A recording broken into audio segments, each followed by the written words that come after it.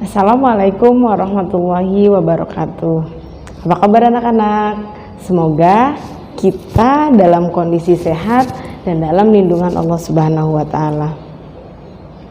Walaupun kita masih dalam kondisi COVID-19 dan kita masih dalam kondisi belajar di rumah, tapi kita harus tetap semangat belajar di rumahnya. Karena belajar di rumah itu asyik dan menyenangkan. Oke, pada video sebelumnya kita sudah membahas evaluasi bab 1. Pada video kali ini kita lanjut ke materi bab 2, yaitu nilai-nilai kesolehan Khalifah Utsman bin Affan.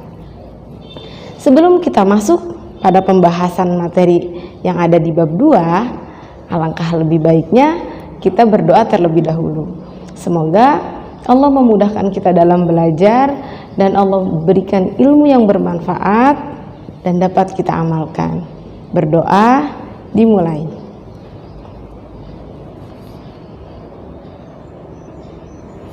Berdoa selesai.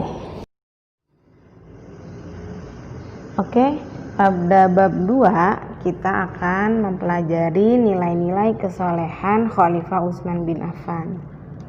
Adapun tujuan pembelajaran kita pada kali ini: 1. Mengetahui sejarah tentang kepemimpinan Utsman bin Affan.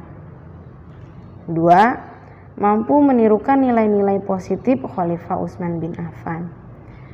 Pada bab 1 sebelumnya kita sudah sama-sama mempelajari tentang kondisi Utsman bin Affan, baik pada saat beliau belum masuk Islam hingga kondisi ketika beliau wafat. Nah, pada bab 2 ini kita akan mempelajari nilai-nilai positif Khalifah Utsman bin Affan. Apa saja sih nilai-nilai positif yang bisa kita tiru dari Utsman bin Affan? Di antaranya, 1. Memiliki rasa malu. Yang kedua, sabar. Yang ketiga, pandai menjaga diri. Dan yang keempat, dermawan, pemurah. Yang kelima, sopan santun. Dan yang keenam adalah taat beribadah, terutama puasa sunnah.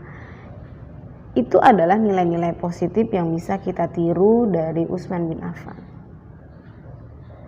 Contoh, memiliki rasa malu. Misal ketika kita sedang ulangan, harusnya malu menyontek pada saat ulangan atau pada saat tugas. Contoh lain, kita harusnya malu ketika kita meninggalkan sholat. Kita malu ketika kita melawan orang tua. Nah, itulah rasa malu yang bisa kita contoh dari Utsman bin Affan. Yang kedua, sabar. Sabar ketika ditimpa musibah, sabar ketika mendapat ujian. Yang ketiga, pandai menjaga diri. Kita harus bisa menempatkan diri kita dengan baik, dan kita juga harus pandai menjaga diri kita dari lingkungan-lingkungan yang tidak baik. Yang keempat, dermawan dan pemurah. Kita bisa menolong teman-teman kita atau saudara-saudara kita yang membutuhkan pertolongan. Yang kelima, yaitu sopan santun. Baik terhadap orang yang lebih muda maupun yang lebih tua, kita harus bersikap sopan santun terhadap mereka. Yang keenam, taat beribadah. Utsman bin Affan ini merupakan salah seorang sahabat yang taat dalam beribadah, terutama puasa sunnah. Selanjutnya yang kedua, Utsman bin Affan rela berkorban untuk Islam. Pengorbanan yang dilakukan yaitu pengorbanan harta. Pada saat perang Tabuk, Utsman bin Affan membiayai sepertiga biaya perang tersebut dengan harta yang dimilikinya. Selanjutnya, Utsman bin Affan menjadi penasehat di masa Khalifah Abu Bakar dan Umar bin Khattab. Berikut pada musim kemarau panjang, Utsman bin Affan menyumbangkan 1.000 ekor unta untuk memberi makan para korban yang terkena bencana kemarau tersebut. Selanjutnya, Utsman bin Affan memperjuangkan wilayah Islam. Di masa Khalifah Utsman bin Affan, wilayah Islam bertambah luas sampai ke Armenia, Maroko, dan Tunisia. Berikut yang ketiga, menyusun mushaf Al-Quran. Pada masa kekhalifahan Utsman bin Affan, beliau membuat kepanitiaan untuk menyusun mushaf Al-Quran. Tapi pada poin ketiga ini ibu tidak akan bahas panjang lebar karena sudah ibu jelaskan pada video pembelajaran sebelumnya. Jadi poin ketiga ini akan ibu berikan kuis yang terdiri dari 4 pertanyaan.